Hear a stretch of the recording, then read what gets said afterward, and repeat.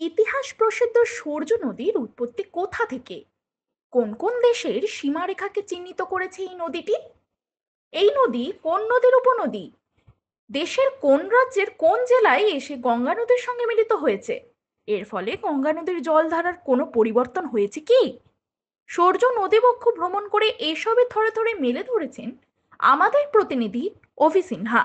এবার আমরা চলে যাব সূর্য নদী সংক্রান্ত নানান খবরের গভীরে। আমরা ইতিমধ্যে রয়েছি রাম মন্দিরের যে সরিউ নদী রয়েছে রামের, যেখানে রাম স্নান করছিল তার পার্শ্ববর্তী আমরা নদীতে রয়েছি।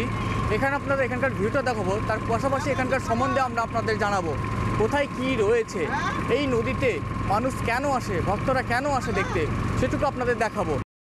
প্রতিটি হিন্দু সম্প্রদায়ের মানুষ মাত্রই ভগবান শ্রীরামচন্দ্রকে ঈশ্বর রূপেই শ্রদ্ধা করে আসছেন। অযোধ্যায় রাম মন্দির তৈরি হওয়ার পর উত্তরপ্রদেশের প্রতি মানুষের আকর্ষণ কয়েক গুণ বেড়ে গিয়েছে। মূলত রামনবমীর দিন, অর্থাৎ যে দিনটিতে ভগবান রামচন্দ্রের জন্মদিনের উৎসব উদযাপন করা হয়, সেই দিনই হাজার হাজার মানুষ অযোধ্যা শহরের গা ঘেঁষে বয়ে যাওয়া সরজু নদীতে স্নান করেন। এবারে প্রশ্ন উঠতেই পারে, সরজু শব্দটি কোথা থেকে এসেছে? এটি সংস্কৃত লিপ্যন্তরের আন্তর্জাতিক বর্ণমালায় কি বলে? সরজু হলো একটি নদী যেটি ভারতের উত্তরপ্রদেশ এবং উত্তরাখণ্ড দুটি রাজ্যের মধ্যে দিয়ে প্রবাহিত। হিন্দুদের ধর্মশাস্ত্র, বেদ এবং রামায়ণে উল্লেখিত এই নদী সম্পর্কে বিস্তারিতভাবে উল্লেখ রয়েছে। সরজু নদী ঘাঘরা এবং মানস নন্দিনী নামেও পরিচিত। এটি হিমালয়ের মানস সরোবর হ্রদ থেকে উৎপন্ন হয়েছে, যা উত্তরাখণ্ডের মধ্যে কুমায়ুন অঞ্চলের মধ্যে দিয়ে প্রবাহিত। এটি বিহারের সরন জেলায় গঙ্গা নদীর সঙ্গে মিলিত হয়ে গঙ্গা নদীর গতি অনেকটাই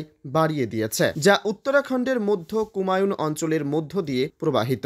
এটি বিহারের সরন জেলায় গঙ্গা নদীর সঙ্গে মিলিত হয়ে গঙ্গা নদীর গতি অনেকটাই বাড়িয়ে দিয়েছে। আবার ভূতত্ত্ববিদরা বলেন, ভারতের বাহরাইচ জেলার করোনালী বা ঘাঘরা এবং মহাকালী বা সারদা নদীর সঙ্গমস্থলে সরজু নদীর উৎপত্তি। মহাকালী বা সারদা পশ্চিম ভারত ও নেপালের মধ্যে সীমান্তকে পৃথক করেছে। অযোধ্যা শহর সরজু নদীর তীরে অবস্থিত। কিছু মানচিত্র প্রস্তুতকারীদের মতে সরজু নদী শুধু নিম্ন ঘাঘরা নদীর একটি অংশ বিশেষ।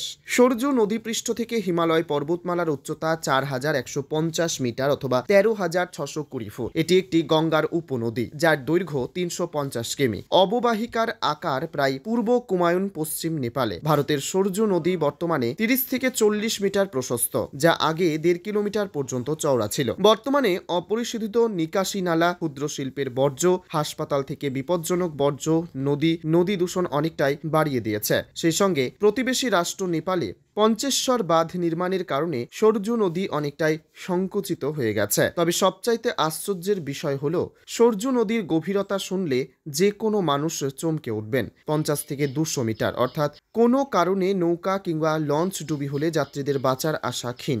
যদিও লঞ্চে ভ্রমণকারী প্রতিটি যাত্রীকে লাইফ জ্যাকেট পরানো হয়। ধর্মশাস্ত্র এবং ইতিহাস প্রসিদ্ধ সরজু নদীবক্ষে এবার হাজির হলেন টাইমস 14 বাংলার প্রতিনিধি অভি সিনহা। আমরা তুলে ধরব সে সবেরই নানান চিত্র।